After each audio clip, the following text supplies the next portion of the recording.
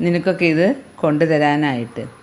ഇവിടെ ഈ അമ്മ ആശ്വസിക്കുമ്പോൾ, ഈ അമ്മ മനസ്സിൽ സന്തോഷിക്കുമ്പോൾ, അവിടെ ശുദ്ധീകരണ സ്ഥലത്ത് കിടക്കുന്ന ആ അമ്മയ്ക്ക് ആശ്വാസം കിട്ടുമെന്ന്.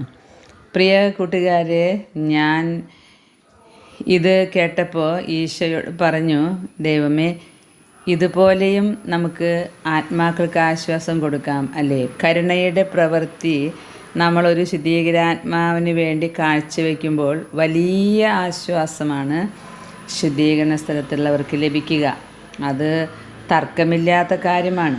ദാനധർമ്മം മരണത്തിൽ നിന്ന് രക്ഷിക്കുമല്ലോ. അതുപോലെ മരിച്ചുപോയ എൻ്റെ അമ്മയെ ഓർത്ത് ഭൂമിയിലുള്ള ഒരമ്മയെ ഞാൻ സഹായിക്കുമ്പോൾ അവിടെ അമ്മ ആശ്വസിക്കും. മരുമകളുടെ ബന്ധുവിന് വേണ്ടി മരുമകൾ തന്നെയാണ് ഈ പ്രഗ്നൻസി